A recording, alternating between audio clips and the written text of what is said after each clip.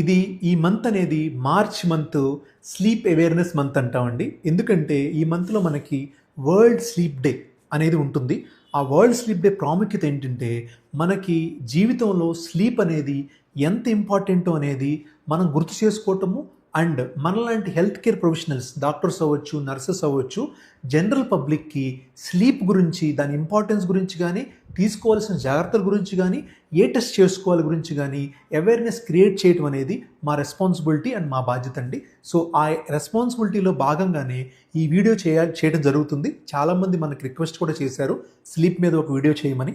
So ఇప్పుడు మనము sleep గురించి తెలుసుకుందాం. అసలు ఈ స్లీప్కి ప్రాబ్లం మీకుంది అంటే స్లీప్ రిలేటెడ్ జబ్బు ఉంది అనేది మీకు ఎలా తెలుస్తుంది, ఏ టెస్ట్ చేయించుకోవాలి, దానికి సిమ్టమ్స్, మీకు ప్రాబ్లమ్స్ ఏముంటాయి అండ్ ట్రీట్మెంట్ ఎలా చేసుకోవాలి అనేది తెలుసుకుందాం. సో స్లీప్ అనేది ఒక very important and fascinating subject అండి నన్ను అడిగితే. ఎందుకని చెప్తున్నానంటే మనము whole human life, average human life కనుక 60 సంవత్సరాలు అనుకున్నాం అనుకోండి. ఈ 60 సంవత్సరాల్లో మనం ప్రతిరోజు 7 నుంచి 8 గంటలు నిద్రపోతాం కదా. అంటే ప్రతి 24 గంటల్లో మీరు 1/3 నిద్రపోతున్నారు. అంటే మీ ఏజ్, టోటల్ ఏజ్ 60 ఇయర్స్ కనుక అయితే మీరు ఆల్రెడీ 20 సంవత్సరాలు నిద్రలోనే ఉన్నారు. అంతే కదా.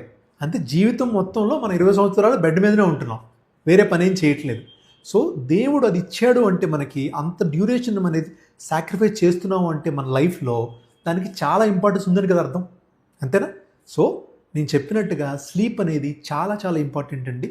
మీ మెంటల్ అండ్ ఫిజికల్ హెల్త్కి స్లీప్ క్వాలిటీ కానీ, డ్యూరేషన్ కానీ చాలా important.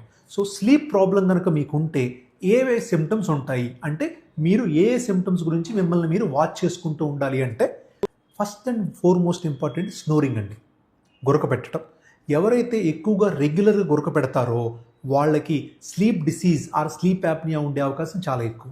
Second, early morning headache, morning లేచిన తర్వాత తల నొప్పిగా ఉంటుంది, బరువుగా ఉంటుంది అనటానికి. 3 వచ్చేసి excessive day time sleepiness, day time మీరు కూర్చొని నిద్రపోతున్నారు.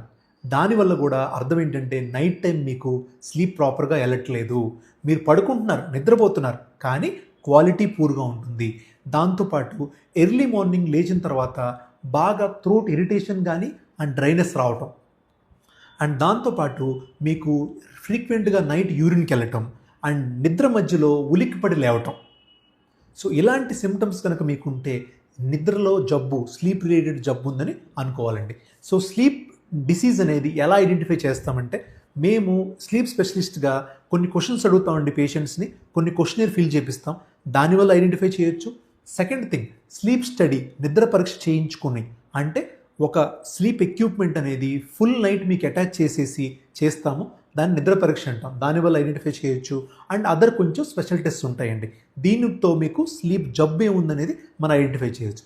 ట్రీట్మెంట్ ఎలా చేస్తాం అంటే మీకు కనుక స్లీప్ యాప్నియా డయాగ్నోజ్ అయితే స్లీప్ టెస్ట్లో మనము సిప్యాప్ అనే పద్ధతి ద్వారా ఒక స్మాల్ మిషన్ పెట్టి ట్రీట్మెంట్ ఇస్తామండి.